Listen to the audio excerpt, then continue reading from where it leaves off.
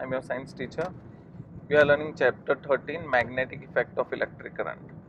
Now, last time we saw that when a current carrying wire produces a magnetic field, right? Uh, how does it look like?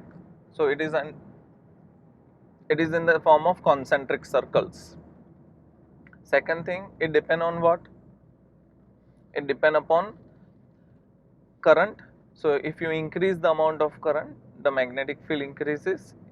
It also depend upon the direction of current. And third, as you move away from that wire, so as you move away from the wire, the distance increases. So distance increases, the magnetic field decreases. But now the question arises whether it is clockwise or anti-clockwise. For example, if I put it in this way, right? So basically this is your magnetic, this is your wire, and this is your magnetic field.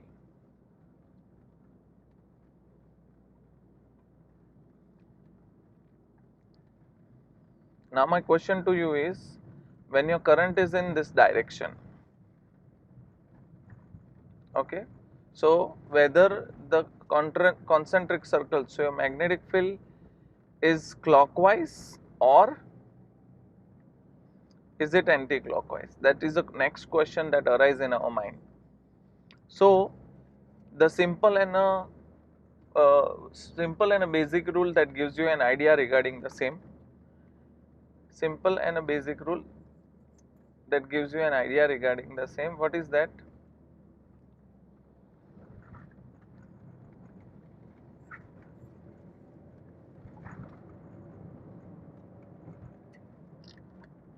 Okay, so what is that gives you an idea whether it is a clockwise or anti-clockwise? That is called right hand thumb rule.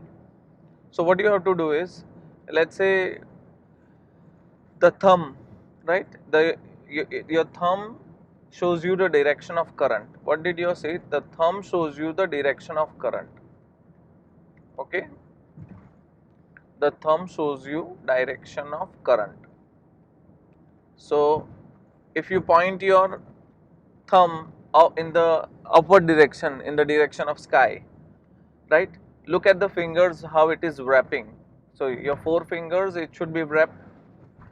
So if you see your four fingers, it is moving in the anti-clockwise direction. It is moving in the anti-clockwise direction. So that finger shows you the direction of magnetic field. Exactly. So right hand thumb rule gives you the, based on the direction of current, you can find out the direction of magnetic field lines. What does the thumbs gives you? The thumbs gives you the direction of current, and the fingers gives you the direction of magnetic field lines. Again I am using and I am telling you, you have to use a right hand. That's why they are telling you right hand thumb rule. Okay, let me show you it in our textbook. Okay, now see, if here they have pointed the thumb in the downward direction. Now put your thumb in the downward direction and see where the fingers are wrapping. The fingers are wrapping in an anti-clockwise, clockwise direction. Okay, so if you see the right hand such that the thumb points the direction of current and the fingers will wrap around the conductor is in the direction of the field lines of a magnetic field. This is known as right hand thumb rule. Okay, so finally we get everything regarding a magnetic field produced by a current carrying wire. It depends upon the current. Second, it depends upon the distance. The direction also depends upon the direction of current, and as you know, the direction of current changes, the direction of magnetic field also changes. Now let's say we are going to take one more way. We are going to take a loop, circular loop. So let's say we are now putting our wire in the in the shape of a circle. So basically now I am putting a wire in the form of a circular loop. You know, not exactly if you put it in the loop, you can also draw it like this. Let me show you. Okay, like this. So basically the current goes, let us put a current in this way. So if you see, according to the right hand thumb rule, when your finger is, the magnetic field goes like this. Okay, let me redraw with some other color. like this.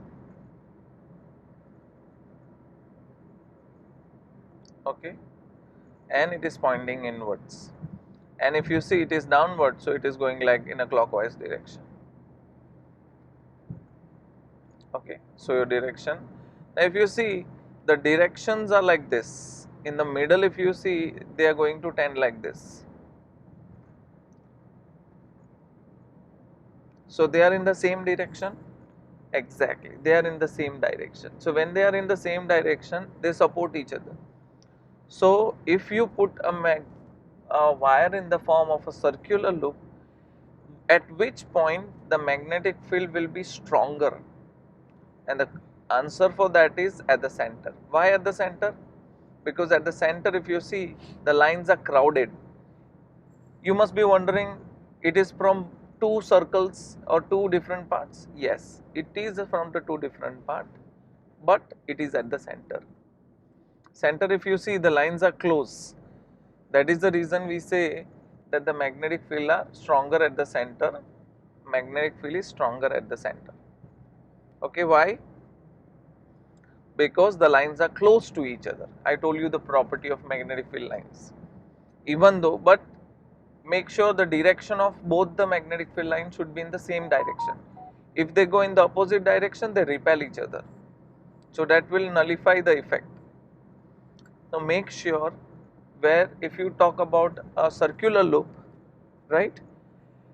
Circular loop, at what point the magnetic field is stronger? It is stronger at the center. Now the question arises to me is, whether if I have to increase this magnetic, what should I do? The first and the foremost thing I told you, what? That the current, if you increase the current, the magnetic field increases. But still there is one more way here.